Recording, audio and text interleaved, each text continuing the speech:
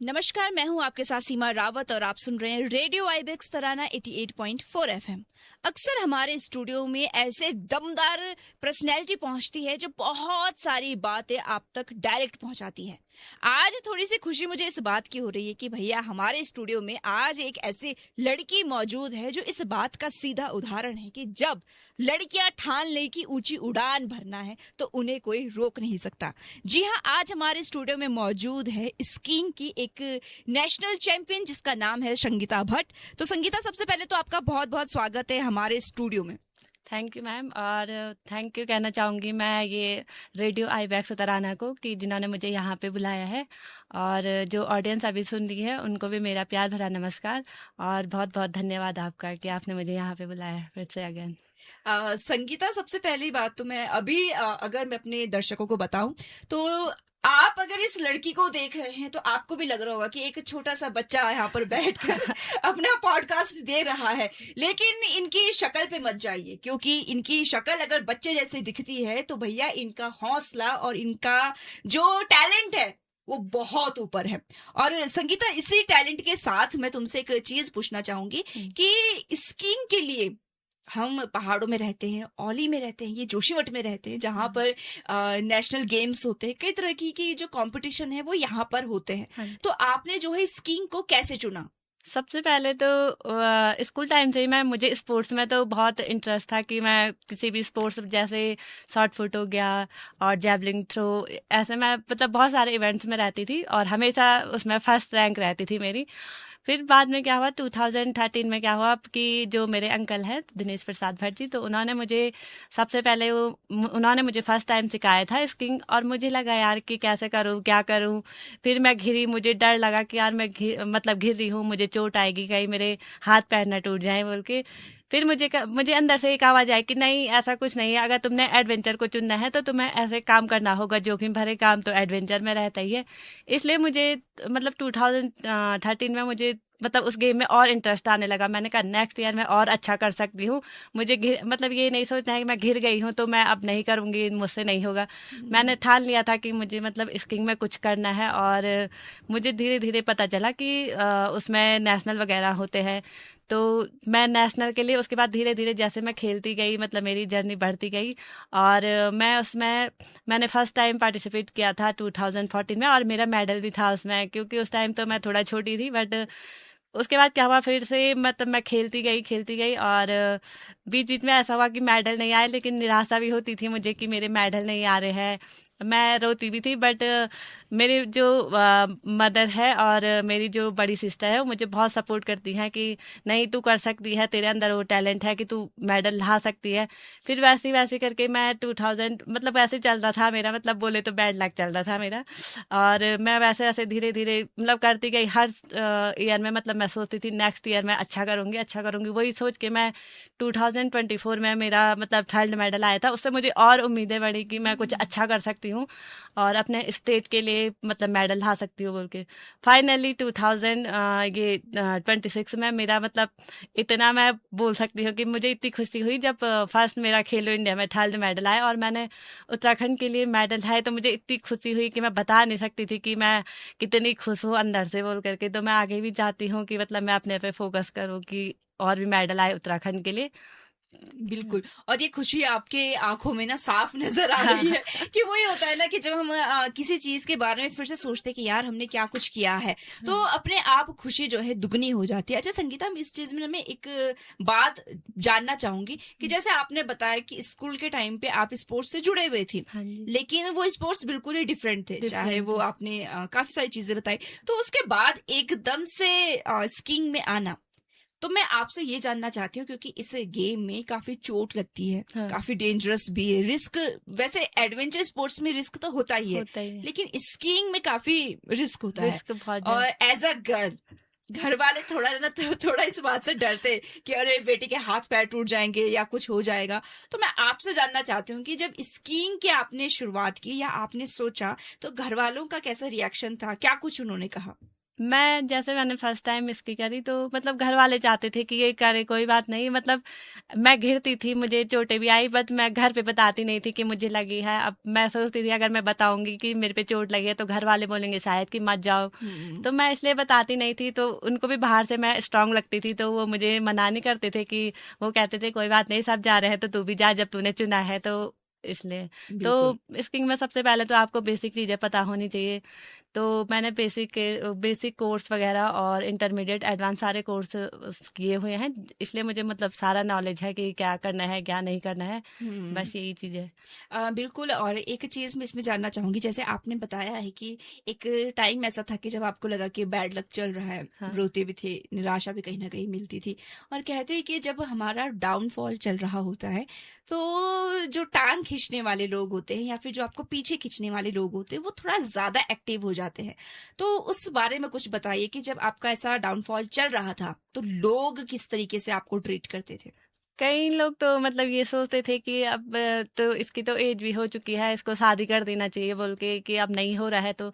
But मेरे दोस्तों का भी बहुत बड़ा रोल है, क्योंकि मतलब हमेशा घर वाले तो होते ही है सपोर्ट में, बट जो मेरे दोस्त हैं तो वो कहते थे नहीं तू मतलब जो एडवेंचर गेम तूने चुना है तो उसके लिए परफेक्ट है, तू कर सकती है, और हमें तुझसे मतलब वो है कि तू अच्छा कर सकती है, हम तुझसे आशा करते हैं कि तू अच्छा करेगी, तो लोगों की मत सुन। हमेशा मतलब मेरे दोस्त मुझे एक तरफ से बोले तो पुशअप करते थे कि कर सकती है, कुछ कर सकती है।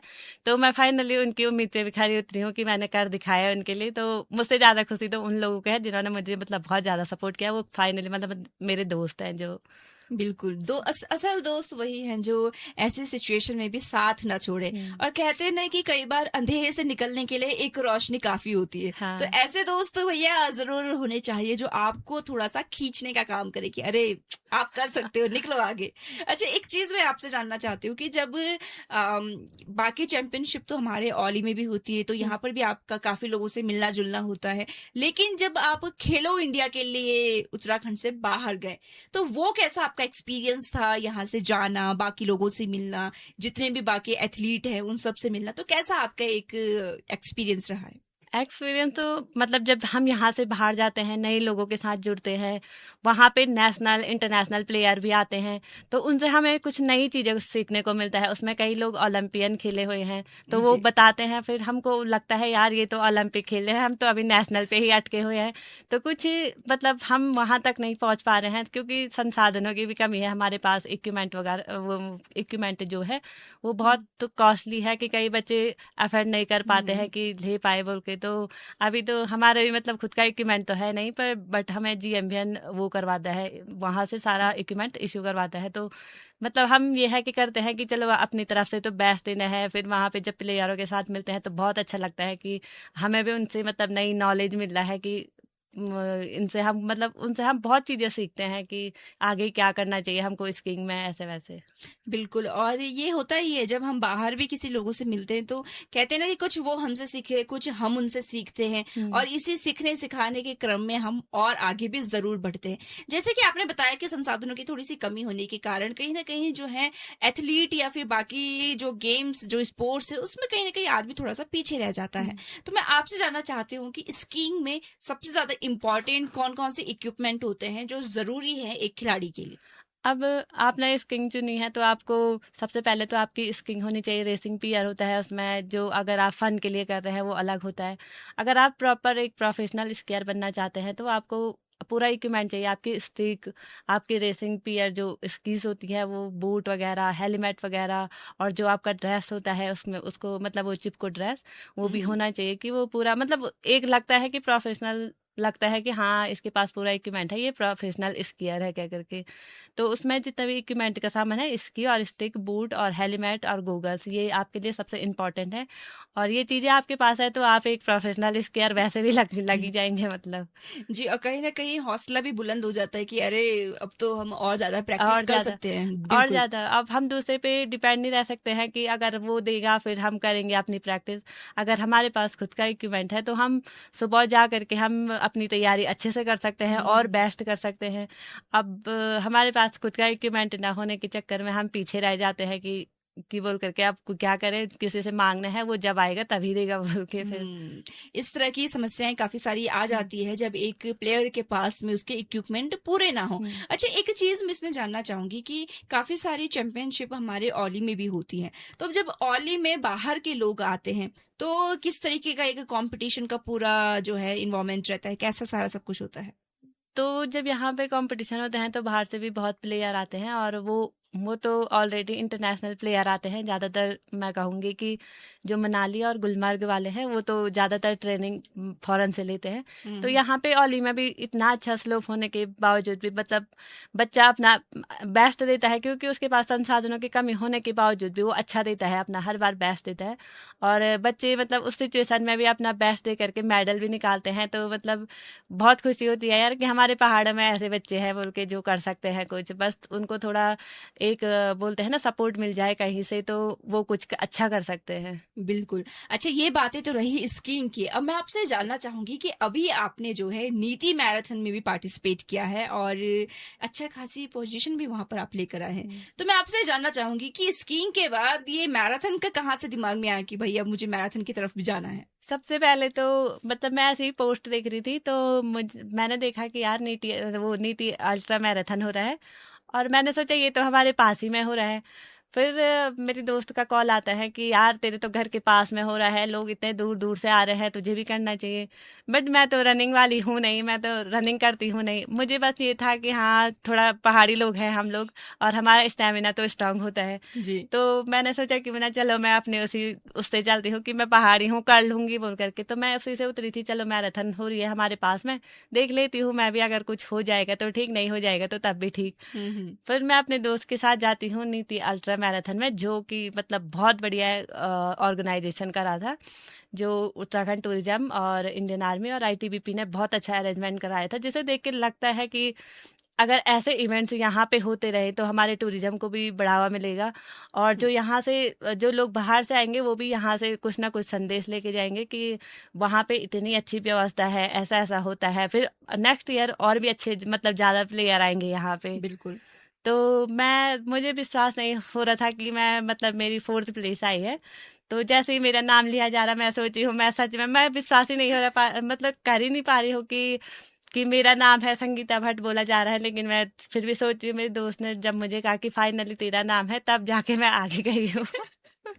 ये कहीं ना कहीं होता है, कभी कभी होता है ना कि उम्मीद से बढ़कर चीजें सामने होती है। और मुझे लगता है कि एक एथलीट भले ही वो स्कीइंग कर रहा है या किसी भी स्पोर्ट्स में वो क्यों ना हो, वो इतना स्ट्रांग तो जरूर है कि भैया थोड़ा बहुत तो कुछ तो बात होती है ना, ऐसे थोड़ी आप नेशनल चैंपियन है। अच्छा, इसी के साथ में एक और चीज मैं जानना चाहूंगी कि जो यूथ, जो नए बच्चे अब जो हैं स्कीइंग करना चाहते हैं या फिर बाकी स्पोर्ट्स में जो है आना चाहते हैं, बाकी स्पोर्ट्स को अपना एज अ करियर चूज करना चाहते हैं, तो उनको आप क्या एडवाइस देना चाहेंगे? मैं मतलब आज के यूथ को तो यही वो देना चाहूंगी, एडवाइस देना चाहूंगी कि जब आप किसी चीज को चुनते हो, चाहे वो मतलब एथलीट, मतलब जो उसके सपने हैं, सबसे पहले तो हमारे सपने होते हैं जो हम अपने सपनों को पूरा करने के उससे ही वो करते हैं कि यार मेरा सपना है, मुझे वहां पहुंचना है।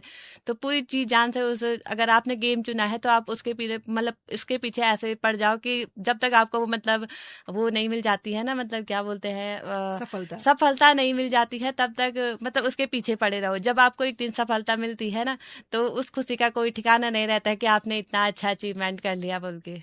बिल्कुल सही बात है। और इसी के साथ में मैं आपसे जानना चाहती हूँ कि आपके फ्यूचर प्लान्स क्या क्या हैं, कैसी कैसी तैयारी आपकी चल रही है आने वाले गेम्स को लेकर?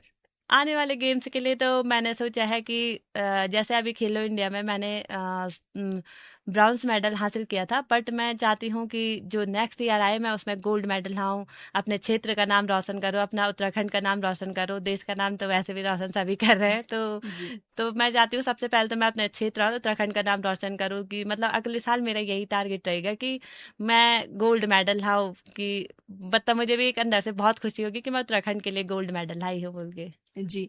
संगीता, आपसे इतनी सारी बातें हुई, आपको मैं सबसे पहले तो बधाई देना चाहूंगी कि एक एथलीट का एक जो स्कीइंग कर रहा है या बाकी किसी भी स्पोर्ट्स में जो उत्तराखंड को रिप्रेजेंट कर रहा है या नेशनल चैंपियनशिप में एक मुकाम हासिल कर रहा है, तो भाई वो अपने आप में एक बहुत बड़ी बात है। और सबसे बड़ी बात ये भी है कि गिरकर उठना और उठकर चलना अपने आप में एक बहुत बड़ी चीज है।